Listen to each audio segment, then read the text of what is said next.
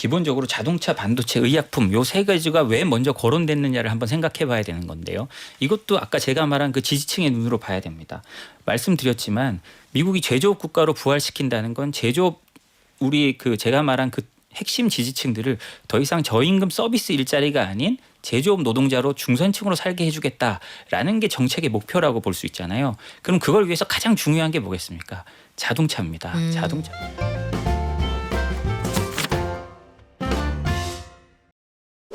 여러분, 한 1년은 지난 것 같은데 트럼프 대통령 취임한 지 오늘로 딱 한 달밖에 안 됐습니다. 근데 그 사이에 했던 걸 숫자로 좀 정리해 보니까 연방정부에서만 공무원 7만 7천 명을 내보냈고 일기하고 비교하면 5배가 넘는 65건의 행정명령에 사인을 했습니다. 관세 폭탄도 거의 정신없이 쏟아내고 있는 상황인데 앞으로는 어떻게 될까요? 숨어있는 속내는 뭔지 자세한 내용 생크션 랩의 조의준 대표와 함께 알아보겠습니다. 안녕하세요. 안녕하세요. 아유 대표님 벌써 한 1년은 지나고 같은데 한 달밖에 안 됐대요. 지금 보니까 일기 때하고 비교를 하면은 전에 없이 빠른 속도로 행정명령을 통해서 각국을 압박하고 있는데 예상하셨습니까? 아니요. 저도 뭐 사실 영화는 속편이 본편보다 재밌게 어렵잖아요. 그렇죠. 저도 이렇게까지 빨리 할 줄은 꿈에도 생각 못했습니다. 지금 관세 이런 걸 막 쏟아내는데요. 심지어 상무장관이요. 그동안 인준이 안 됐어요. 장관이 없었습니다. 아 그래요? 예, 그 어젠가 저 인준됐고요. 심지어 USTR 대표는 아직 지명자만 있고 비어 있습니다. 그런데도 이렇게 하는 거는 그냥 미리 준비되어 있던 걸 한꺼번에 쏟아내고 있는 겁니다. 창고 대방출이네요. 그러니까 네. 이게 이제 어떤 그 말은 정부 안에서 제대로 검토가 이루어지지 않는다는 거거든요. 왜냐하면 장관도 없고 대표도 없는데 도대체 이런 정책이 어떻게 쏟아지느냐. 그건 일기 때 있었던 사람들, 예를 들자면 피터 나바로 백악관 고문 같은 사람들이요. 이런 분들은 뭐 그 중국을 그냥 죽여야 된다고 생각하는 그런 사람들이고 관세로 이런 사람들의 영향력이 그대로 여과 없이 나오고 있다고 볼 수 있는 거라고 생각합니다. 아 그래요. 그러면 지금 상황이 이렇게 급박하게 흘러가고 있는 상황인데 뭐 일각에서는 그런 표현도 쓰더라고요. 파격의 홍수 전략이다.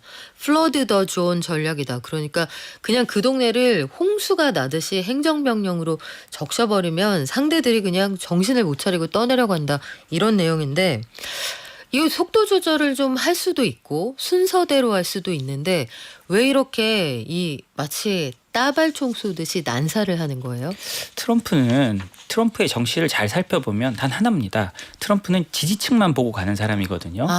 그러니까 뭐 반대의 이야기를 잘 듣지 않습니다. 내 눈엔 그러니까 너만 보여? 예, 네. 온갖 그 트럼프 대통령 일기 시절에 그 보좌관들이나 이런 분들의 회고록을 보면 공통된 겁니다. 트럼프가 늘 하는 말이 우리는 우리 지지층에 보답해야 돼. 우리 지지층을 보고 가야 돼라는 말인데요. 왜 이런 걸 쏟아내느냐 이렇게 급하게 쏟아내느냐를 보면 알 수 있습니다. 자신의 이번에 재선이요. 자신의 세계관, 자신의 지지층들의 세계관이 공인된 것으로 이 사람은 보고 있다고 저는 생각하거든요. 왜냐하면 취임사를 보면 자신이 뭐 이런 제조업 부활을 이끌고 뭘 하고 하면서 구원받았다라고 표현을 합니다. 그러니까 자신이 구원자니까 네. 그에 맞춰서 행동을 해야 되는 거죠. 그러니까 더 빨리 행동에 나가는 게 있는 것 같습니다. 그러니까 스스로 정당성을 좀 부여받았다고 생각을 하는 거군요. 그렇죠. 그러니까 특히 우리가 이제 트럼프를 볼 때 정말 이 트럼프의 지지층 물론 뭐 요즘에는 부자들도 트럼프를 많이 지지합니다만 트럼프를 볼 때 그 사람을 해석할 때 가장 중요한 건 고졸 미국인의 눈으로 트럼프를 보는 게 굉장히 중요합니다. 그래야 왜 제조업을 부활시키려고 하는지 왜 이렇게 경제적으로는 말이 안 되는 것 같지만 관세를 부과하려고 하는지 이런 게 이 이론과 달리 실제적 정치적으로 눈이 보이거든요. 그러니까 고졸 백인의 그리고 고졸 미국인의 눈으로 봤을 때 트럼프의 정책이 열광할 만한지 그걸 꼭 생각을 해봐야 된다고 생각합니다. 아 이게 밖에서 논리적으로 이론적으로 그렇게 파악할 게 아니라 네네. 현장에서 블루칼라들이 느끼는 점 그리고 받아들이는 게 이게 다분히 감정적으로 받아들이는 측면도 있겠군요. 그러니까 트럼프 일기 시절에 있었던 그 관세나 이런 걸 주도했던 분들의 회고록이나 뭐 글을 보면요.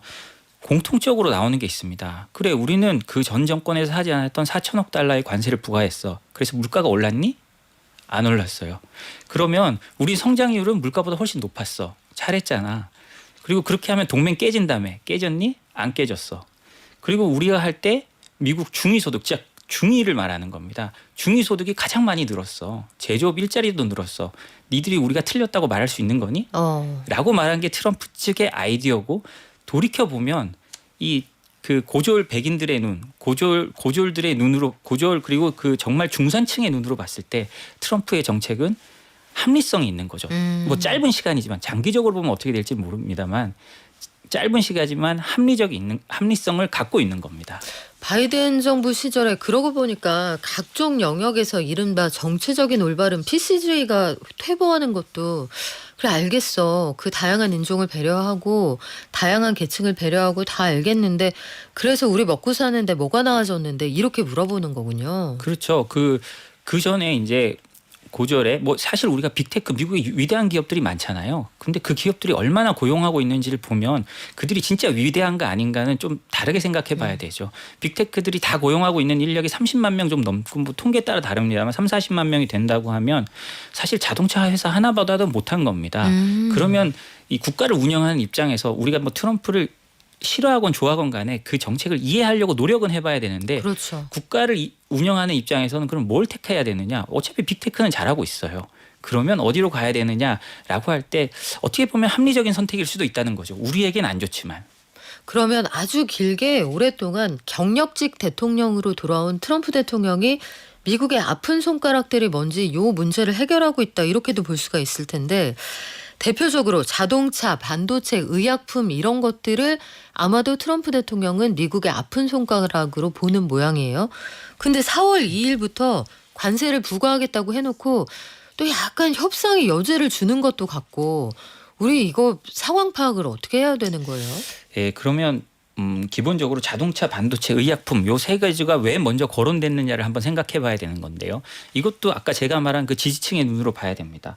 말씀드렸지만 미국이 제조업 국가로 부활시킨다는 건 제조업, 우리 그 제가 말한 그 핵심 지지층들을 더 이상 저임금 서비스 일자리가 아닌 제조업 노동자로 중산층으로 살게 해주겠다라는 게 정책의 목표라고 볼 수 있잖아요. 그럼 그걸 위해서 가장 중요한 게 뭐겠습니까?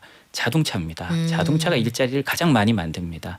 우리가 1기 때 한미 FTA 협상했을 때 우리는 협상 잘했다고 했는데 미국에서도 진짜 잘했다고 박수 쳤어요. 서로 거의 라쇼몽처럼 네. 서로의 해석이 달랐던 거예요. 아유, 그럴 수가 있나요? 네. 왜 그러냐? 미국은 픽업 트럭에 대한 관세를 20년 미뤘거든요. 미국 자동차 회사의 거의 모든 수익이 픽업 트럭에서 나옵니다.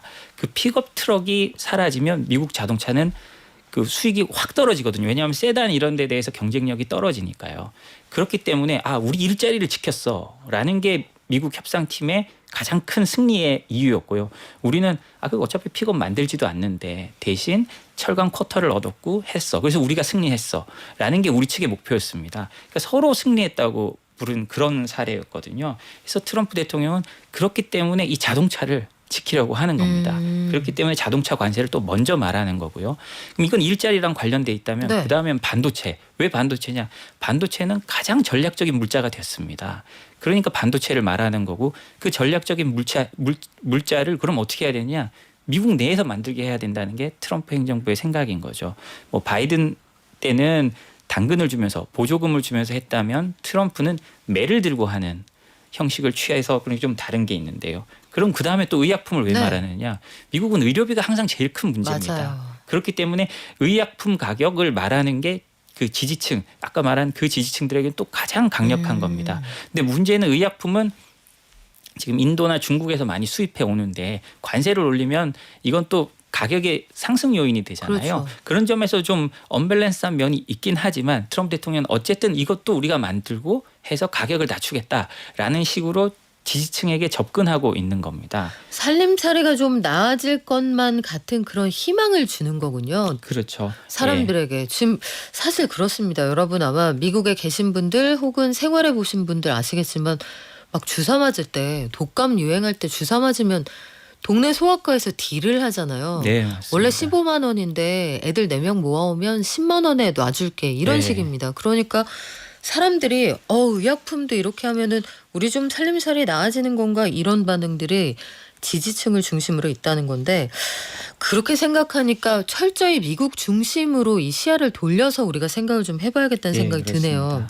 근데 우리는 사실 지금 강력한 리더십이 부재하기 때문에 일기 트럼프가 아주 냉혹하게 우리나라를 향해서 그때 뭐라고 했는지 저 생생하게 기억이 나는데 죽은 정부와는 대화하지 않겠다고 했잖아요. 네. 그렇다면 현재 우리 정부가 협상력을 가지긴 쉽지 않을 테고 기업인들이 갔습니다. 기업인들이 네. 가서 뭔가 좀 성과를 얻고 우리 입장을 충분히 전달할 수 있을까요?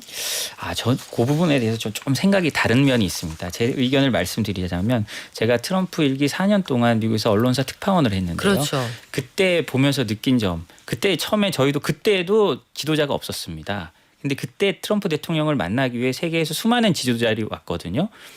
처음에 예를 들자면 뭐 트루도 총리가 왔는데 와서 트루도 총리 그 당시에 제가 기억하기로는 트럼프와 잘 아는 트루도 총리가 아버지도 총리였잖아요. 그 아버지와 정적이었던 분에까지 부탁을 해서 트럼프와 연결해서 했습니다. 그런데 어떻게 됐느냐 네. 와서 뭐 그냥 아무 소득 없이 떠났어요. 그리고 메르켈 총리 왔어요. 네. 메르켈 총리 와서 트럼프와 잘 지내려고 했는데 마지막까지 이제 임기 마지막까지 싸우다가 마지막엔 트럼프가 독일에 있는 주동 미군 10,000명 떠나라고 해서 실제로 일부 철군시켰어요. 그러니까 일찍 간다고 제 생각엔 좋은 건 아닙니다.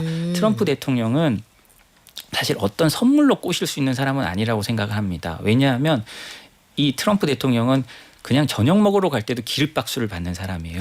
이 온 세상이 자신을 위하여 있고 도파민이 넘치는 분입니다. 이 사람에게 어떤 선물을 줘서 한다? 그런 거는 사실 우리가 할 건 아닌 것 같고요. 그러니까 일기 때도 우리가 좀 운과 실력이 따랐는데요. 한미 FTA하고 철강 협상이 같이 이루어지면서 네. 일본도 풀지 못한 철강 커터를 한국이 먼저 풉니다. 이건 상당히 운의 요소도 있고 우리 실력이 있는 건데요. 이것처럼 좀 급하지 않게 차근차근 정리해서 우리가 이제 전략을 잘 짜간다면, 그러니까 철강이면 철강만 보는 게 아니고 경제면 경제면 방위비면 방위비만 보는 게 아니고 이제 전체적으로 조망해서 우리 공무원들, 특히 저는 이제 공무원의 시대가 왔다고 생각하거든요. 이분들이 전략을 잘 짜서 잘 접근하면 뭐 최선일 수는 없습니다. 왜냐하면 우리 지도자가 있는 게 최선이겠죠. 그리고 그 사람이 대통령과 주파수를 트럼프 대통령과 주파수를 잘 맞추면 최선의 결과가 있겠지만 그렇지 않아도 다른 데 보면 일찍 만난다고 꼭 좋은 건 아니더라. 그렇기 때문에 잘 대비하고 차근차근 나가면 그렇게 나쁜 결과는 오지 않을 수 있다. 우리가 일기 때 그런 걸 봤다라고 그렇게 말씀드리고 싶습니다. 그러고 보니까 일본이 정상회담을 먼저 하기는 했는데 그 전에 네. 이시바 총리하고 트럼프 대통령 만나기 전에 손정희 소프트뱅크 회장을 먼저 만났잖아요. 네. 예. 그래서 밑밥을 좀 깔아주고 예. 그런 다음에 이시바 총리하고 대화가 좀 원활하게 진행이 됐던 그런 측면이 있는데 우리도 기업들이 가서 그런 역할을 충분히 할 수 있다고 보시는 거예요? 예, 미리 이제 조금 뭐 서로 대화를 해놓고 우리가 이렇게 준비한 것들이 어느 정도 있는데 이제 나중에 우리 지도자가 나오고 하면 어떤 협상이 시작될 때 포장을 이제 그 지도자가 해서 가는 거죠. 네. 예를 들면 다시 FTA 우리 일기 때를 예를 들자면 2017년 7월인가 9월인가 미국이 재협상하자고 했는데 한국이 그때 엄청 강하게 나갑니다. 그러니까 미국 사람들이 너무 열받은 거예요. 첫 회의 때 이거 깨버릴까? 이거 한국이 너무 싫은데 나가버릴까? 이렇게 생각했대요. 미국 사람들이. 근데 우리가 굉장히 어떻게 생각하면 강하게 그쪽 입장에서는 버릇없게 나간 거죠. 그래서 그 협상이 아주 오랫동안 딜레이가 됩니다.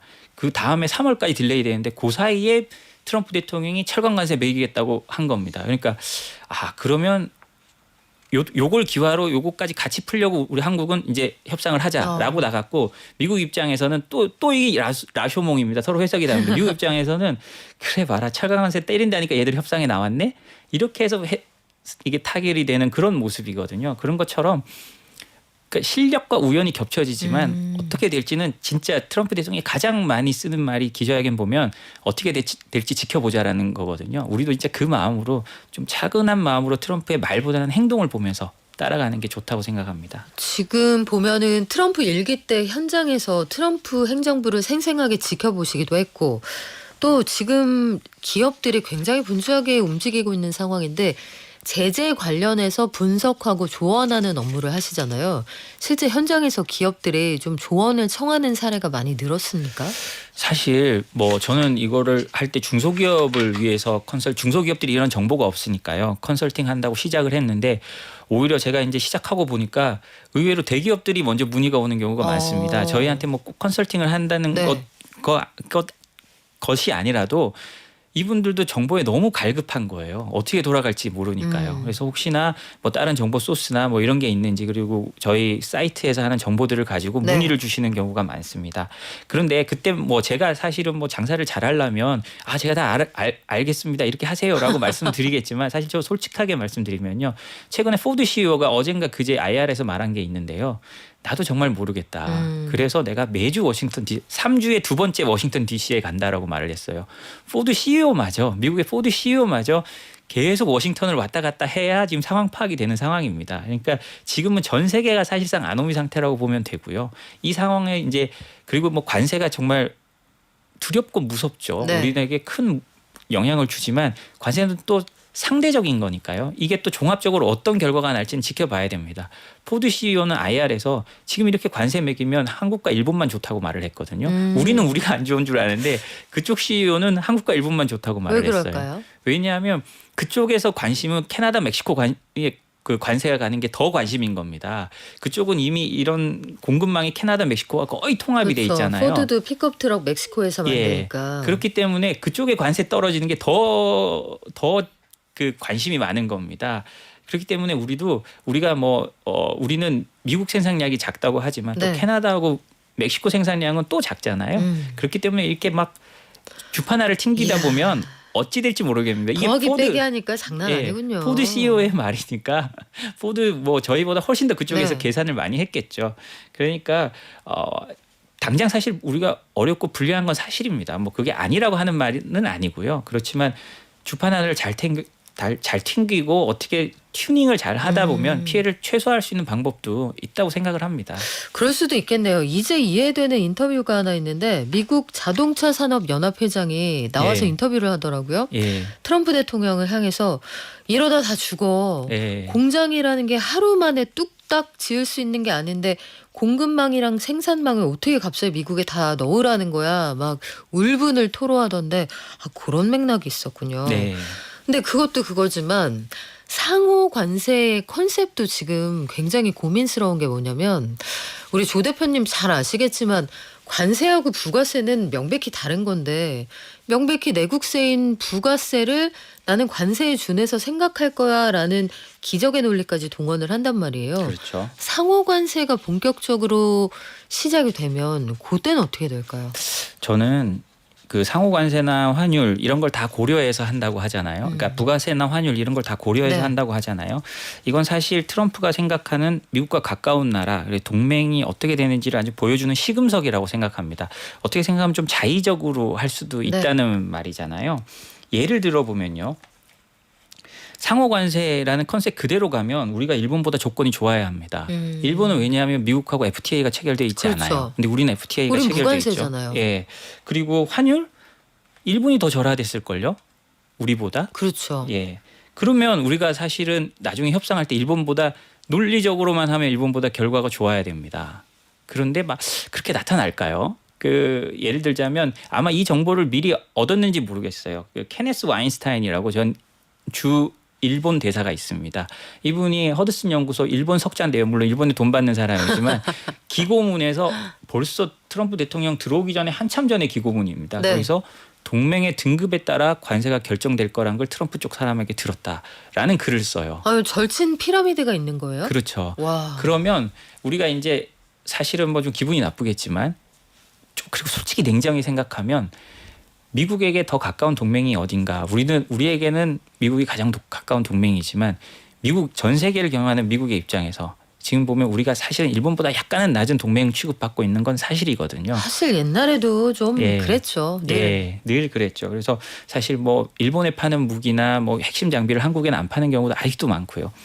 그렇기 때문에 저희가 이제 좀 이런 걸 보면 나중에 관세가 나오는 걸 보면 이 상호 관세가 어떻게 정치적으로 매겨지는지 어떻게 동맹의 티어에 따라 그러니까 등급에 따라 결정되는지 이런 걸 볼 수 있는 저는 시금석도 될 수 있다고 생각을 합니다. 우리를 그동안 어떻게 생각하고 있었는지 이번 기회를 통해 파악할 수 있다는 건데 예. 글쎄요. 그걸 파악했을 때쯤에 우리 경제가 너무 휘청할까 봐 이런 것들이 걱정이 그렇죠. 그런 되는데. 부분은 걱정이죠. 그런 걸 이제 그러니까 그 사이에 잘 설명을 해가야 되고요. 근데 일기 때 보면 한미 동맹이 뭐 트럼프 대통령이 아무리 한국인들 징그럽다 이렇게 말한다고 해도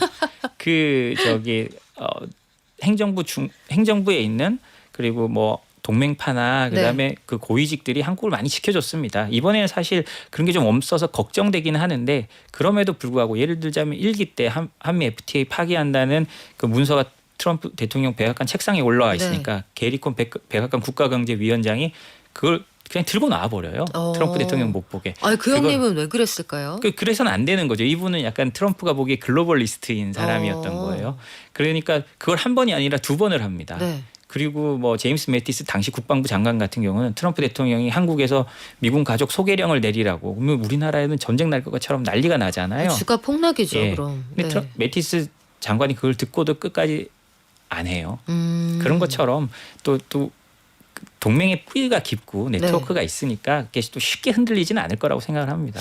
근데 지금 이제 여러 가지로 걱정이 되는 게 굉장히 공식적인 루트를 통해서 하는 것처럼 이야기를 하지만 또 다른 쪽으로 보면 정말 사적인 친소관계, 학연, 지연, 혈연에 따라서 관계가 왔다 갔다 하고 지금 분명히 그렇게 돌아가고 있는 상황이잖아요. 그렇죠. 예. 조야에 그동안 우리가 쌓아뒀던 인간관계 이런 것들이 잘 작동할지 모르겠는데 앞서 조 대표님 말씀하신 것처럼 우리는 농산물의 0.7% 정도 이외에는 관세가 없어요. 그러면 오히려 EU보다 이 협상할 카드가 적지 않을까 싶기도 한 게 이유는 우리 차 팔 때 2.5%만 관세 물고 너희 거 우리 미국 차 EU 국경 넘을 때 10%씩 관세 매겼으니까 똑같이 깎자. 우리도 2.5%만 받을게. 이런 식의 딜이 가능한데 우리는 갈 때 올 때 다 0%인데 뭘 가지고 어떻게 협상을 할 수가 있을까요? 아까 제가 말씀드렸는데요.